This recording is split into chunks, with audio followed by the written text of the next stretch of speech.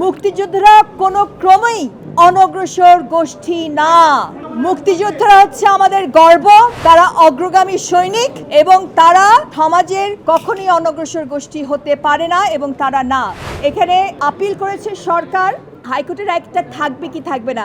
আমার যেটা প্রথম সাবমিশন ছিল সেটা হচ্ছে আমরা মুক্তিযোদ্ধাদেরকে নিয়ে মুক্তিযুদ্ধ নিয়ে অনেক কথা বলছি, কিন্তু ইস্যুটা কিন্তু সেটা না।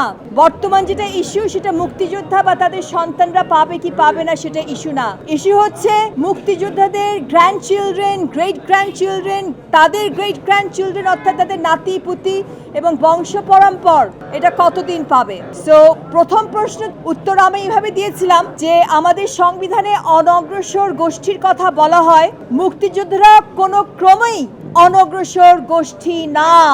মুক্তিযোদ্ধারা হচ্ছে আমাদের গর্ব, তারা অগ্রগামী সৈনিক এবং তারা সমাজের কখনোই অনগ্রসর গোষ্ঠী হতে পারে না এবং তারা না। যার কারণে যারা সংবিধান প্রণয়ন করেছিলেন তারা এটা জানতেন, সেই কারণেই মুক্তিযোদ্ধাদের কথা স্পেসিফিকলি সংবিধানে নেই, কারণ তারা অনগ্রসর গোষ্ঠী নন। এবং আমাদের সংবিধানে যে কথাগুলো আছে, আন্তর্জাতিক মানবাধিকারের ঝরতগুলো আছে, সেই আলোকে এটা বুঝতে হবে। অনগ্রসর গোষ্ঠীর জন্য যখন অ্যাফার্মেটিভ অ্যাকশন বলেন, প্রেফারেন্সিয়াল ট্রিটমেন্ট বলেন, এটা কেন করা হয়? তাদেরকে টেনে তুলে স্বল্প মেয়াদের জন্য, যাতে সকলকে আবার সাম্য ইকুয়ালিটি করা সম্ভব হয়। অর্থাৎ এটা অনন্তকালের জন্য না, লিমিটেড পিরিয়ডের জন্য। কিন্তু যেটা আমরা দেখলাম সংবিধান সম্মত এবং সংবিধানের সঙ্গে অসামঞ্জস্য। আমাদের দেশে কিন্তু রাজতন্ত্র নেই, জমিদার প্রথা আমরা তুলে দিয়েছি। সেই জন্য এই প্রপোজাল যেটা দেয়া হচ্ছিল এটা আমাদের রিপাবলিকান ক্যারেক্টারের সঙ্গে সাংঘর্ষিক। এটা হচ্ছে একটা গণজনতান্ত্রিক রাষ্ট্র, সেখানে সবাই তার নিজের ইকুয়ালিটি, ইকুয়াল অপরচুনিটি, সকলের সমান সুযোগ পাবে, এটা হচ্ছে ভিত্তি।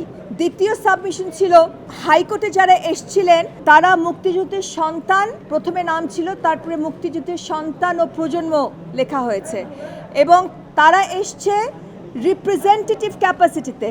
আমার জানা মতে বাংলাদেশে রিপ্রেজেন্টেটিভ ক্যাপাসিটিতে কোনো রিট পিটিশন বা কোনো মামলা চলে না। এটা আমেরিকায় হয় ক্লাস অ্যাকশন, রিপ্রেজেন্টেটিভ অ্যাকশন। আমাদের দেশে যেটা হয় সেটা জনস্বার্থে মামলা হয়। এখানে প্রশ্ন, তারা যে প্রতিনিধিত্ব করছেন, কাহার প্রতিনিধিত্ব করছেন? তারা তাদের লোকাল স্ট্যান্ডে কি? যাদের এখনো জন্ম হয় নাই তাদের পক্ষে কি তারা প্রতিনিধিত্ব করছেন? সো তাদের কোনো লোকাল স্ট্যান্ডাই নাই, অর্থাৎ এই মামলা একেবারেই চলে না। এটা ছিল আমাদের সেকেন্ড সাবমিশন। আমার প্রথম অবজারভেশন হচ্ছে কোর্ট যেই রায়টা দিয়ে এটাকে খারিজ করে দিল, দ্যাটস গুড, সেটা আমরা চেয়েছিলাম। কিন্তু তারপরে কোর্ট কিছু অবজারভেশন দিয়েছেন। আমাদের কমপ্লিট জাস্টিস তখনই করতে পারেন আদালত যখন আদালতের সামনে কোনো কিছু পেন্ডিং থাকে। তো এটা খারিজ করার পরে ওনারা যে অবজারভেশনটা দিয়েছে ফর কমপ্লিট জাস্টিস, এটা একটা হয়তো বিশেষ পরিস্থিতির কারণে দিয়েছে, কিন্তু সাধারণত আদালতের সামনে যখন কোনো কিছু পেন্ডিং থাকে তখনই এটা দিতে পারে। কিন্তু এখন যেটা খারিজ করে দিয়েছে, আদালতের সামনে কোনো কিছু পেন্ডিং নাই, সেই কারণেই আদালত বলেছে যে ওনারা যে অবজারভেশনটা দিয়েছে এটা বাইন্ডিং না। আদালত যেই পার্সেন্টেজগুলো দিয়েছে এটা সরকার ইচ্ছা করলে এটা চেঞ্জ করতে পারে, বাস্তবায়ন করতে পারে। So it is not binding. এখানে আমার একটা অবজারভেশন, 10% নারীরা পেত, এখানে নারীরা এখন শূন্য। রায়ের যেই আপনার বিষয়টা ছিল, টার্মস অফ রেফারেন্স ছিল যে হাইকোর্টের রায়টা বহাল থাকবে কি থাকবে না, এটাই ছিল টার্মস অফ রেফারেন্স।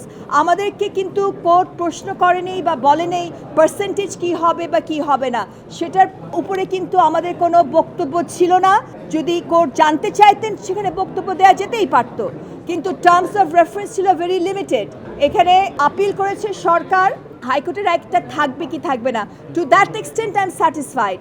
যেটা ওনারা অবজারভেশন দিয়েছেন, ওনারা নিজেই বলেছেন ইট ইজ নট বাইন্ডিং, এবং যেহেতু কোনো কিছু পেন্ডিং নাই তারপরেও ওনারা মনে করেছেন ওনারা এটা দেবেন, উইচ ইজ ভেরি আনইউজুয়াল।